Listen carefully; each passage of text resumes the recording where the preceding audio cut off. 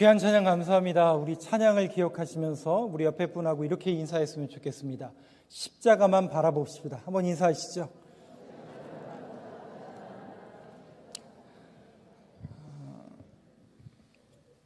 저는 계속해서 교회론에 대해서 이번 주까지 말씀을 드릴 것 같습니다. 다음 주는 종료주일이고 그 다음 부활주일. 그래서 오늘까지 교회론 또 한 2주 더 할 것 같긴 한데요. 오늘 특별히 여러분들과 에베소 교회의 모습을 마지막으로 보려고 하는데요. 지난주에 제가 에베소 교회에 대한 3가지 특징을 말씀을 드리면서 에베소 배경을 조금 설명을 좀 미진해서 그 부분을 잠깐 여러분들과 함께 좀 나누고 말씀을 좀 이어가도록 하겠습니다. 그림을 한번 보여주시겠습니까? 예. 지난주에 보여드렸던 그 지도인데요. 지금의 터키의 서쪽 지방, 우리가 보통 소아시아라고 불려지는 그 지역이 바로 여러분 보시는 정 가운데 있는 오렌지색으로 되어 있는 교회가 많이 이렇게 점처럼 찍어 있는 지역이 소아시아 지역입니다. 요한계시록에 보면 7개 교회가 있죠. 에베소, 서머나, 버가모, 두아디라티라, 사데, 라우디게아, 빌라델피아. 그러니까 7개의 수신 지역도 저 한 곳에 다 모여 있는데 그 가운데 보면 표시 한번 해주시겠어요? 예. 저 가운데 보면 에베소라는 지역이 저렇게 있습니다. 그 에베소라는 지역은 여러분들이 굳이 성지 순례가 아니더라도 터키 여행을 가면 무조건 들리게 되어 있습니다. 이즈미라는, 현재는 이제 지명 자체가 이즈미르라는 곳이고 예전에는 셀주크라는 그 지역이었는데요. 지도에 보면, 구글 지도에 보면 이즈미르가 지금 우리 성서 시대의 에베소 지역인데, 그 에베소 지역에 가면 꼭 들르는 곳이 있어요. 그 기념 하는 곳이 있는데, 에베소 유적지를 탐방하게 되고 그 유적지 한 가운데에 보면 이런 기둥이 하나 뚝 서 있습니다. 한번 보여주시죠. 예, 넘겨주세요. 예, 기둥이 이렇게, 풀밭이 이렇게 있고 기둥이 이렇게 되어 있습니다. 근데 대부분 터키 여행을 가시든지 성지 순례를 가면 설명을 듣기가 쉽지 않거든요. 또 가이드가 설명을 해도 무슨 말인지 알아듣기가 쉽지 않습니다. 여러분들한테 참고로 말씀을 드리면 저길 가요. 아무튼 갑니다. 가는데 저기에 가서 꼭 기념사진을 찍게 되어 있습니다. 그러면 대부분 관광객들은 왜 찍는지도 모르고 그냥 거기서 찍으라고 하니까 대부분 찍거든요. 마치 이분처럼요. 넘겨주시죠.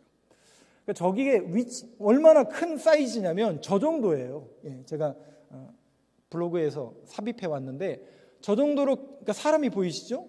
한 여성분이 옆에서 사진을 찍었는데 저 정도로 엄청나게 큰, 그러니까 높이가 한 18m 정도 되는 저 기둥 사진 옆에 꼭 사진을 찍게 되어 있습니다. 한번 넘겨주시죠. 이거예요, 이거. 저거를 복원해 놓은 그림이 바로 이겁니다. 그러면 저 기둥이 몇 개냐면 127개예요. 높이가 18m짜리 기둥이 127개로 지어진 신전입니다. 신전. 물론 지금은 존재하지 않고 우리가 보통 유럽 역사에서 7가지 불가사의한 그런 기적의 건축물을 할 때 뭐 제우스 신전, 뭐 알렉산드라의 파로스 등대, 뭐 이런 것들 중에 하나가 바로 에베소의 아르테미스 신전입니다. 우리 성경은 아데미 신전이라고 이렇게 불려지는데 우리가 이제 보통 상식적으로 아르테미스 신전으로 불려지는 곳이 바로 저곳입니다. 규모가 어떤 것 같으세요, 여러분? 지금 생각해도 굉장히 크죠? 근데 여러분들이 이 이야기를 들으시면 더 놀라실 거예요. 왜냐하면 저 건물이 지어지던 때가 언제냐면 AD BC가 아니라요. 지금으로부터 2500년, 아니 그 이상 올라가면 3000년 전에 지어졌을 수도 있다. 아마도 한 2700년에서 2500년경에 지어지지 않았을까. BC입니다. BC. 그러니까 지금으로부터 한 2700년에서 500년, 그러니까 아마 BC 700년에서 500년 사이에 지어졌을 것으로 추정이 되니, 그러면 우리나라는 그때는 무슨 시대였는데요? 고려요?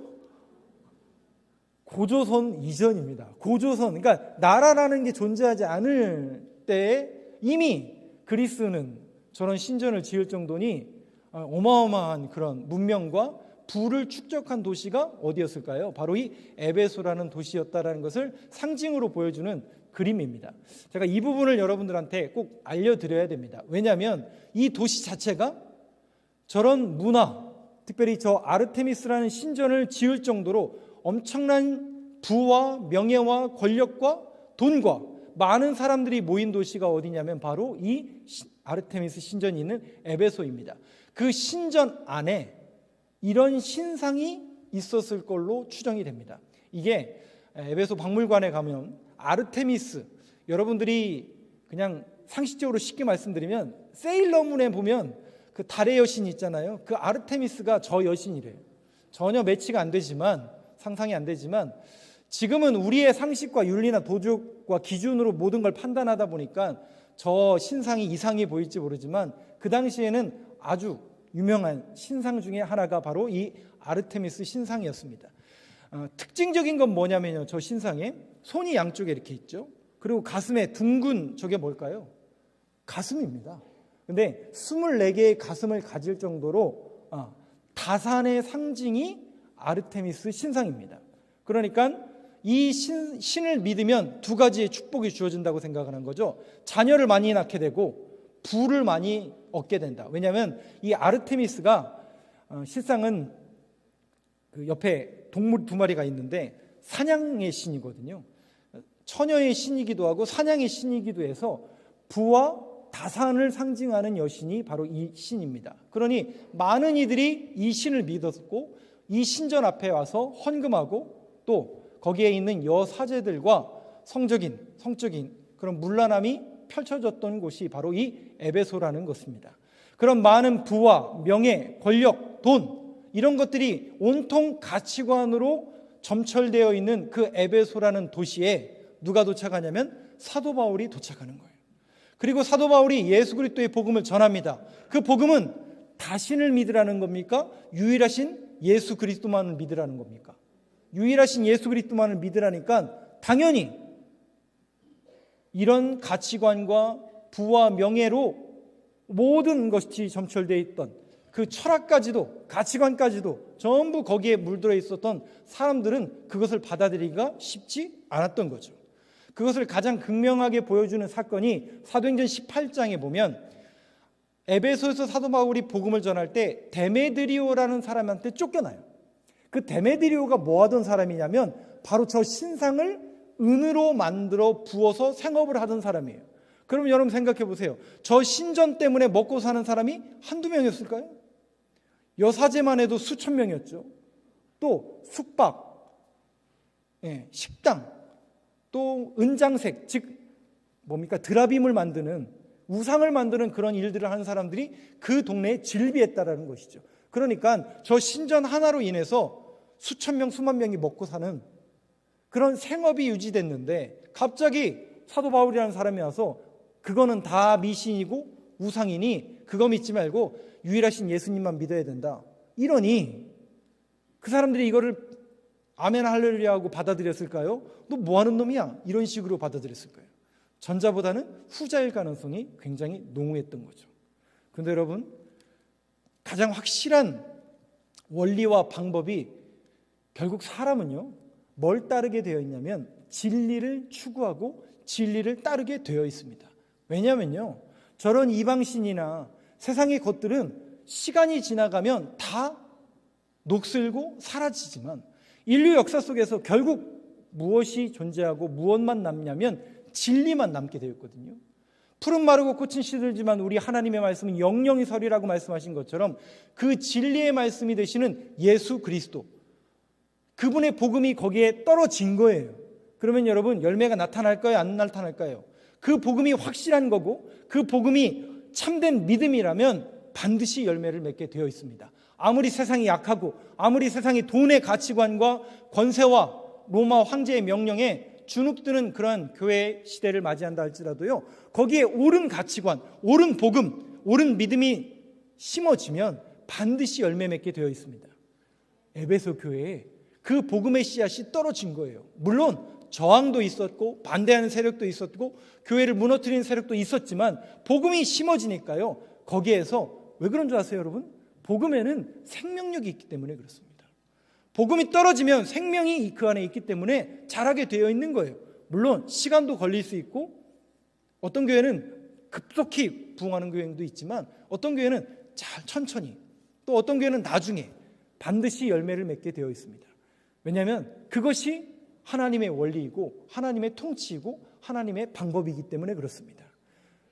저는 오늘 이 말씀을 여러분들과 함께 나누면서 정말 우리 교회가 추구해야 되고 우리 교회가 걸어가야 될 방향과 가치관, 여러분 이것을 분명히 할 수 있는 저와 여러분들의 모습이 되길 간절히 소망합니다. 그 에베소 교회에 사도 바울이 복음을 전하게 되고 물론 힘들었어요. 사도 바울이 계속 고백하는 것은 쉽지 않았습니다. 그런데 아까도 말씀드린 것처럼 생명이 있다고 말씀드렸잖아요. 그래서 복음이 떨어지니까 생기는 거예요. 그 에베소 교회가 세워지고 두란노 서원이 세워지고, 두란노 서원은 지금으로 말하면 비전센터, 선교센터입니다. 거기에 많은 제자들이 양성돼서 오히려 에베소 교회에서 많은 제자를 배출해서 사도 바울이 가지 않아도 그들이 교회를 세워나가는 그런 역사를 펼친 곳이 에베소입니다. 그 에베소에서 사도 바울이 3년이라는 사역을 마치고 이제 예루살렘으로 가는 거예요. 그 예루살렘으로 가면 이제 자신의 사역이 마지막이라는 걸 알아요. 붙잡힐 거거든요.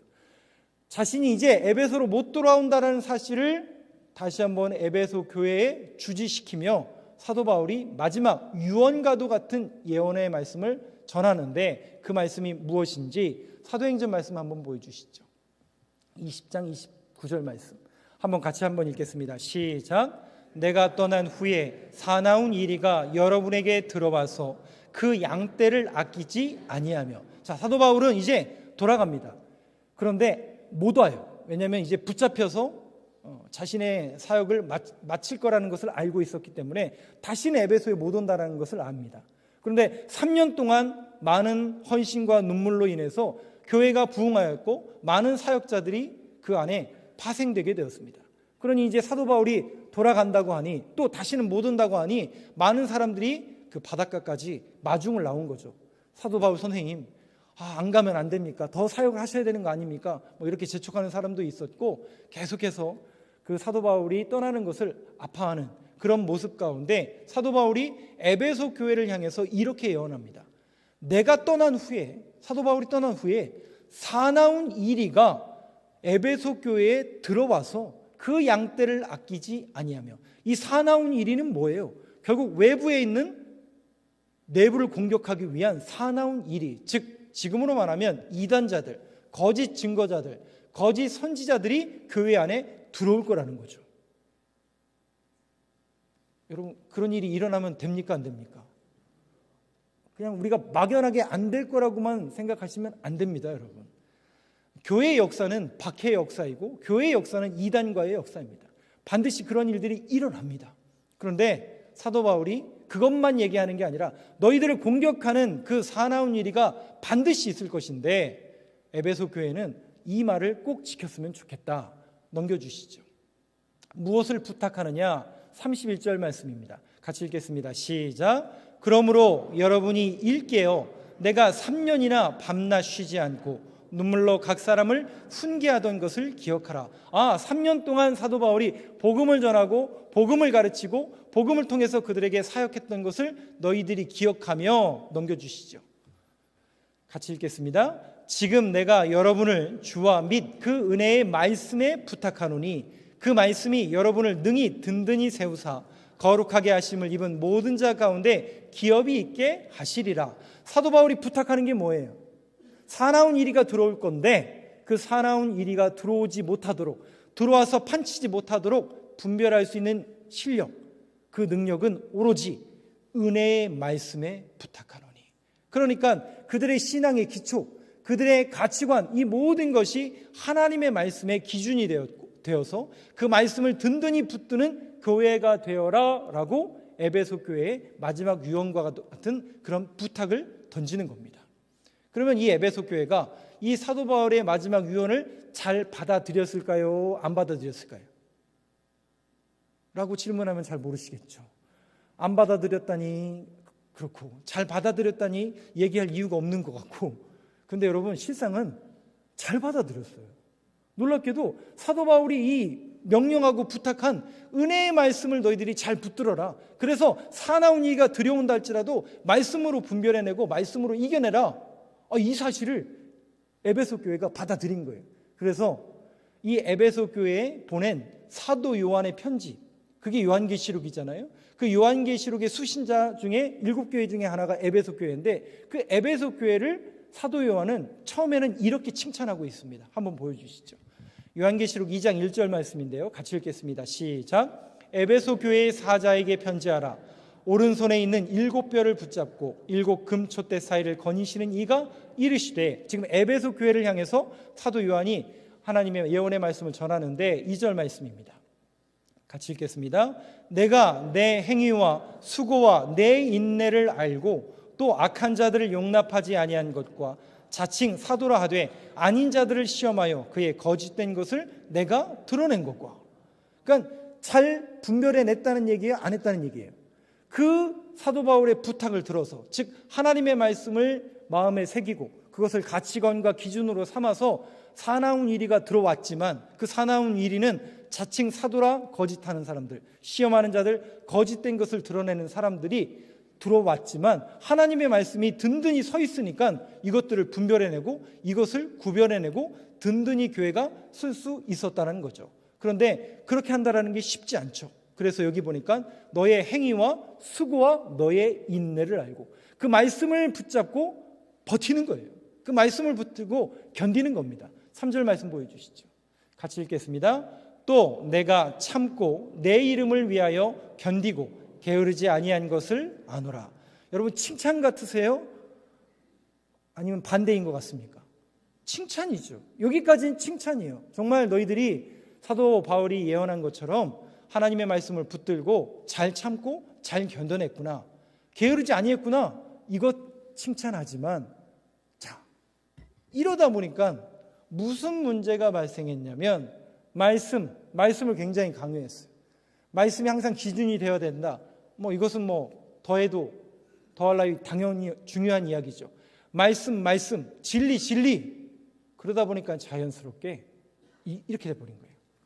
여기서 벗어나면 안 되잖아요. 그러다 보니까 이것만 요구하게 된 거예요. 지금 뭐냐면 신앙이라는 것은 밸런스가 있어야 되는 거잖아요. 말씀과 기도로 거룩해지는 건데 말씀만 강조하다 보니까 자연스럽게 우리가 율법주의자가 됩니다. 즉 형식주의자가 되는 거예요. 그러다 보니까 여기에서 빗나가면 전부 잘라내는 거예요. 교회에서 박탈하고. 그래서 사도 요한이 4절 말씀 한번 보여주시죠. 오히려 책망을 합니다. 뭘 책망하는지를 잘 한번 보세요. 같이 읽겠습니다. 시작. 그러나 너를 책망할 것이 있나니 너의 처음 사랑을 버렸느니라.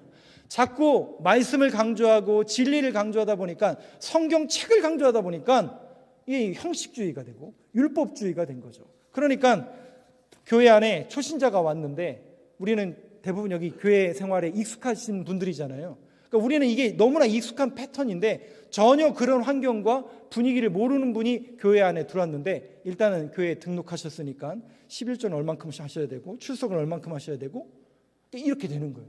조금 더 리얼하게 말씀드리면 예수 그리스도의 사랑과 예수 그리스도의 십자가와 복음이 먼저 들어가기 전에 이미 형식과 그런 어떻게 보면 신앙의 툴, 패턴이 먼저 그들에게 접근되는 겁니다. 그러다 보니까 자연스럽게 그 영혼을 사랑하는 처음 사랑을 잃어버리게 되는 거죠. 영혼을 사랑하는 그 마음이 사라져버린 거죠. 그래서 여러분, 우리가 항상 신앙생활하면서 주지해야 될 덕목이 뭐냐면 말씀과 기도가 함께 해야 됩니다. 너무 또 기도만 이렇게 주장하다 보면 은사주의와 또 신비주의에 빠질 경향이 있죠. 그래서 밸런스를 항상 맞춰서 말씀과 기도가 늘 함께하는 교회를 지향하는 그런 우리 교회가 되었으면 좋겠는데요. 이러한 처음 사랑을 잃어버린 에베소 교회를 향해서 오늘 사도 바울은 3가지의 기도 제목을 내려놓습니다. 읊어놓습니다. 오늘 본문 말씀으로 한번 넘어가 보시죠. 3장 14절 15절 말씀입니다. 한번 같이 읽겠습니다. 시작. 이러므로 내가 하늘과 땅에 있는 각 족속에게 이름을 주신 아버지 앞에 무릎을 꿇고 비노니. 자, 에베소 교회를 향해서, 처음 사랑을 잃어버린 에베소 교회를 향해서 사도 바울이 지금 기도하는데 어떻게 기도해요? 무릎을 꿇고 기도해요. 원래 유대인들은요, 성전에서 기도할 때 무릎을 꿇지 않습니다. 앉지도 않습니다. 맨바닥에 앉지도 않습니다. 이슬람 사람들은 엎드려서 기도하던데요. 그건 나중에 생긴 겁니다. 원래 성전 시대에는 서서 기도하는 게 원칙입니다. 서서 두 손을 들고 하나님 앞에 우러러 기도하는 게 원래 기본 원칙이에요. 그런데 지금 사도 바울은 무릎을 꿇고 기도한다는 것은 뭔가 간절하게 에베소 교회를 향해서 기도한다라는 거예요. 그러면 그 에베소 교회를 향해서 무엇을 간절하게 기도하는가? 세 가지를 부탁하며 기도하고 있는 것을 볼 수 있는데, 그 세 가지가 에베소 교회를 향한 부탁이고 기도일 뿐만 아니라 오고 오는 모든 교회에 적용이 되고, 또 오늘 이 시대를 살아가는 저와 여러분들의 신앙과 교회 가운데도 적용이 돼야 될 덕목이라고 생각이 되는데요. 그 부분을 짧게 한번 보도록 하겠습니다. 다음 절 한번 보여주시죠. 첫 번째, 사도 바울이 무릎을 꿇며 간절히 기도했던 것이 무엇인가? 에베소 교회가 이런 교회가 되었으면 좋겠습니다. 간절하게 기도했는데요. 16절 말씀 같이 읽겠습니다.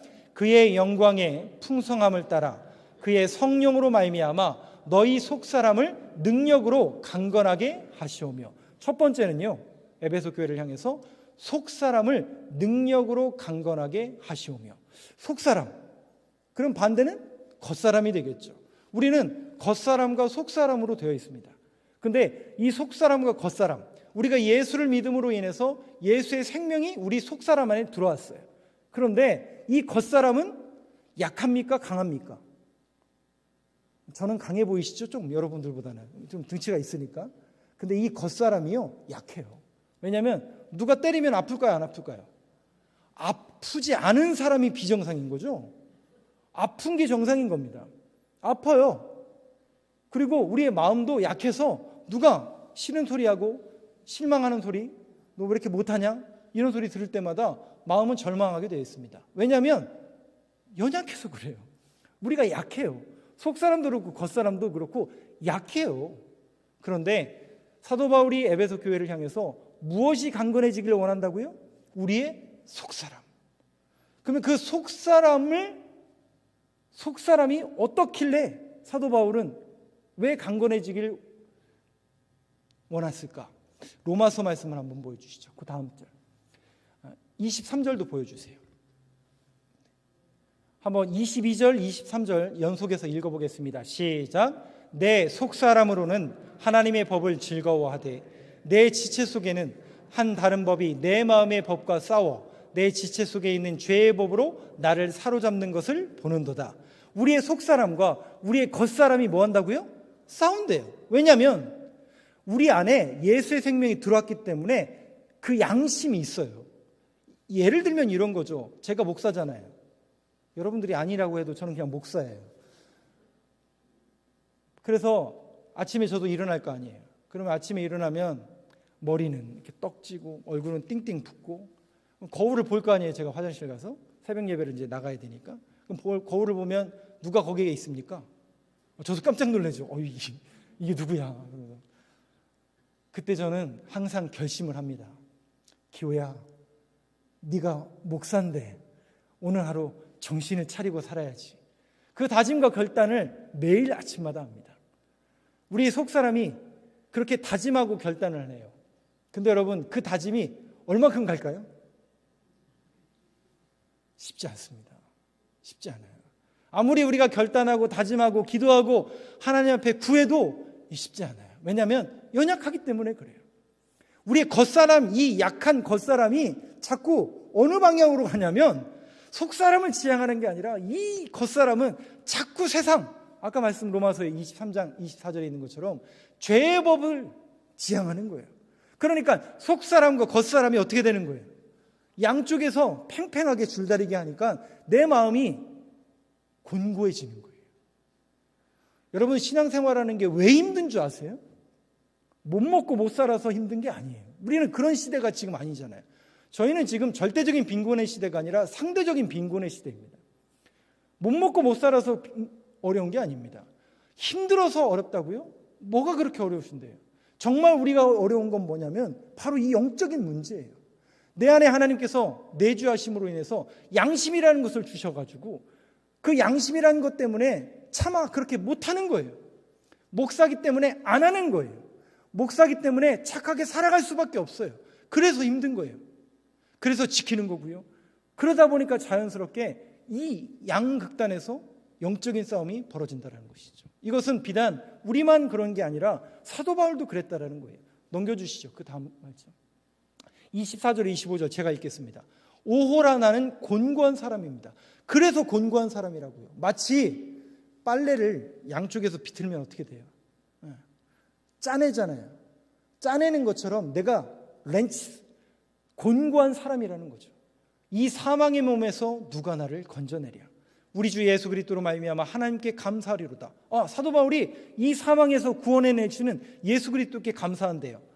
내 자신이 마음으로는 하나님의 법을, 육신으로는 죄의 법을 섬기노라. 여러분들은 어떠신가요? 저 말씀에 동의하시나요? 내 자신으로는 마음으로 하나님의 법을 섬기지만 우리 육신은 연약해서 자꾸 어느 쪽을 지향해요? 죄의 법을 섬기노라. 그러면 이렇게 연약하다라는 것을 주님이 아셨을까요? 모르셨을까요? 주님은 아셨어요.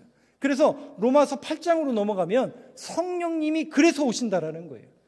26절 한번 같이 읽겠습니다. 시작. 이와 같이 성령도 우리의 연약함을 도우시나니 우리는 마땅히 기도할 바를 알지 못하나 오직 성령이 말할 수 없는 탄식으로 우리를 위하여 친히 간구하시느니라.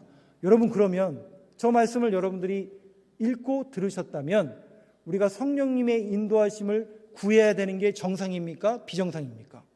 성령을 받는 게 정상입니까? 비정상입니까? 우리는 그래서 날마다 성령님을 구하셔야 돼요. 하나님, 연약합니다. 부족합니다. 마음으로는 정말 주님의 뜻대로 살아가고 싶은데 이 겉사람이 연약해가지고 날마다 생각하는 것마다 세상 소리에 우리가 휘우청거리고, 그럴지라도 성령님께서 우리에게 도와주셔서 어떻게 해서든지 하나님의 뜻을 따라 행하고 하나님의 말씀대로 살아가는 우리 교회, 우리의 삶이 될 수 있도록 성령 하나님 인도하여 주시옵소서. 우리의 속사람이 그렇게 강건해지도록 성령 하나님 역사해 주옵소서라고 기도할 수 있는 저와 여러분들의 날마다 기도의 제목이 되길 간절히 소망합니다. 다음 절 보여주시죠. 두 번째입니다. 18절 말씀인데요. 17절 말씀 같이 읽겠습니다. 시작. 믿음으로 말미암아 그리스도께서 너희 마음에 계시게 하시옵고 너희가 사랑 가운데서 뿌리가 박히고 터가 굳어져서, 여기 보니까요, 그리스도께서 너희 마음에 어떻게 하시옵고요? 계시게 하시옵고 주님이 우리 안에 계시게 하시옵고 우리 안에 내주하신다라는 그 개념, 우리와 함께 하신다라는 개념, 여러분, 이 개념이 우리 신앙인의 기초입니다. 왜냐하면 그 주님이 우리 안에 내주하심으로, 계심으로 인해서 너희가 사랑 가운데서 뿌리가 박히고 터가 굳어져서, 그러니까 우리 신앙의 기초가 뭐예요? 예수 그리스도예요. 그 예수 그리스도의 신앙의 기초에 뿌리가 박히고 터가 굳어져서, 여러분, 그래서 예수님이 마태복음 7장에 보면 집 짓는 비유를 하시는 거예요. 어디다 집을 져요? 어떤 사람은 모래 위에 집을 짓는 사람이 있어요. 그리고 어떤 사람은 반석 위에 집을 짓는 사람이 있어요. 그러면 이 비유 속에서 어떻게 집을 짓느냐의 문제를 이야기하시는 겁니까? 어디에 집을 짓느냐를 물으시는 이야기입니까? 전자의 후자예요. 어떻게는 하우죠. 어떻게 짓느냐, 집을 어떻게 짓느냐의 문제입니까? 왜요? 어디에 짓느냐의 문제입니까? 정확하게 어디에 짓느냐의 문제예요. 바로 조금 전에 에베소 3장 17절 말씀이 있는 것처럼 우리의 신앙의 기초, 그 뿌리가 어디에 박히고 어디에 든든히 서야 되냐면 예수 그리스도라는 반석 위에 우리의 신앙의 기초가 놓여야 합니다. 그 신앙의 기초는 바로 주님이 우리와 함께 하신다라는 그 믿음의 고백이에요. 주님이 우리와 내 안에 계신다라는 그 믿음의 고백, 그 임마누엘의 고백이 오늘 저와 여러분들의 신앙의 기초가 되어서 아무리 세상에 비바람이 불고 창수가 몰려온다 할지라도 모래 위에 세운 집은 다 무너지지만 예수 그리스도를 기초로 하고 반석으로 한 저와 여러분들의 신앙의 집은 든든히 서가게 될 줄로 믿습니다. 세 번째 말씀 보여주시죠. 18절입니다. 같이 읽겠습니다. 시작. 능히 모든 성도와 함께 지식에 넘치는 그리스도의 사랑을 알고, 뭘 알아야 된다고요? 그리스도의 사랑. 여러분, 여기 안다라는 표현은 단순히 우리 우리 권사님이 저를 아시죠? 모른다고 하시면 안 되고요. 여러분도 저를 아시죠? 근데 그 아는 정도가 여러분들이 아는 정도가 많을까요? 저 뒤에 앉아있는 제 아내가 아는 정도가 많을까요? 물어보면 제가 바보죠. 당연히 그렇겠죠.